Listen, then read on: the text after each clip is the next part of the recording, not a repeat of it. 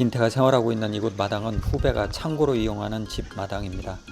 제가 집에 붙어있는 시간이 별로 없고 전국을 싸돌아다녀야 하는 상황이다 보니 후배 마당을 빌려서 진태를 키우고 있습니다. 그런데 2017년 6월 진태를 데려오기 전부터 집주인 후배가 이곳에 고양이를 데려와서 키웠습니다. 후배의 친구가 익산에서 카센터를 하는데 그 카센터 공장 한 구석에 고양이가 새끼를 낳았다고 합니다. 그런데 도로 옆이 로드킬이 잦고 고양이가 너무 포화 상태여서 후배가 마당으로 고양이 한 마리를 데려온 것입니다. 하지만 집에 며칠 묶어놨다가 풀어놓으면 고양이들이 도망가는 것입니다.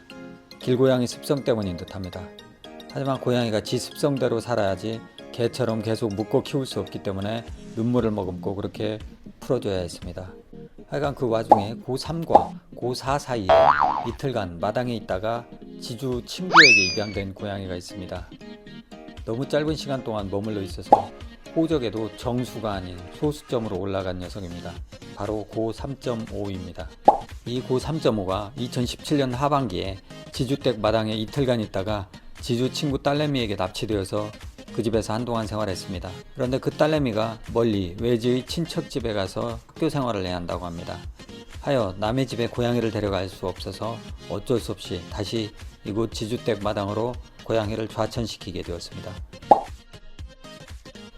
원래 고3.5는 진태만 보면 기겁을 냈습니다. 1년 전에도 잘 놀다가 진태만 다가오면 털을 곤두세웠습니다. 진태는 친해지고 싶은데 고3.5는 늘 그렇게 진태를 꼴보기 싫어했습니다. 1년이 지났는데도 비슷한 풍경이 연출되고 있습니다.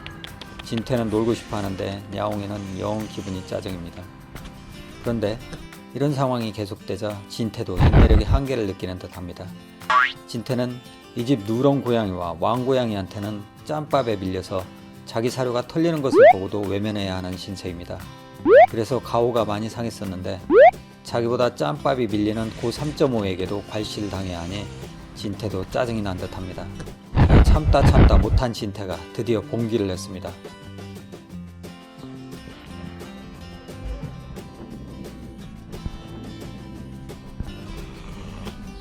하지만 곧바로 후퇴합니다.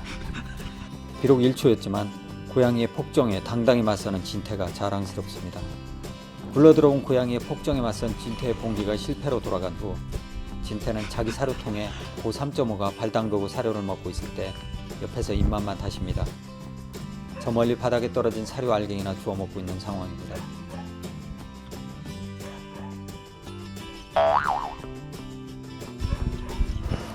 고3.5가 배를 다 채우고 자기 집에 들어가서 쉬고 있을 때나 돼서야 눈치를 보면서 배를 채우러 옵니다.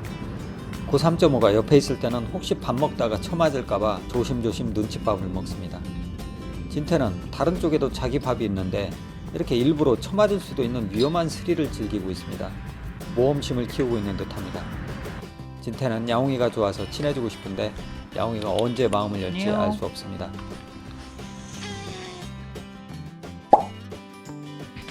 고양이 장난감 털 가져다가 녀석과 놀아줍니다. 한참을 놀아주다 보니 팔이 너무 아픕니다. 21세기 최첨단 정보통신 사회에서 이렇게 고양이와 놀아주려고 생 노가다를 해야 하는 상황에 회의가 느껴집니다. 하여 자동화 설비를 도입합니다.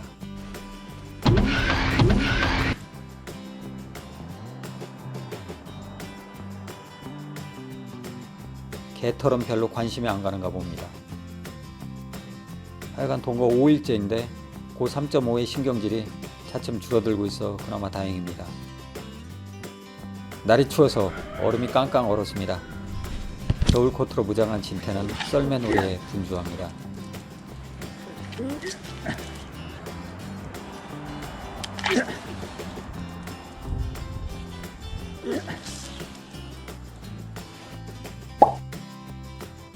고3.5의 집사를 구합니다. 녀석 잘 데려다 키울 수 있는 분을 모십니다. 고양이 목에 계속 줄을 매어 키울 수도 없고 목줄을 풀으면 도망가서 길고양이의 삶을 살 것이 걱정되고 하여 잘 데려다 키울 분을 찾습니다. 1234YZ 다음으로 연락 주시기 바랍니다. 사은품으로 진태와 기념사진 찍을 기회를 드립니다. 진태야.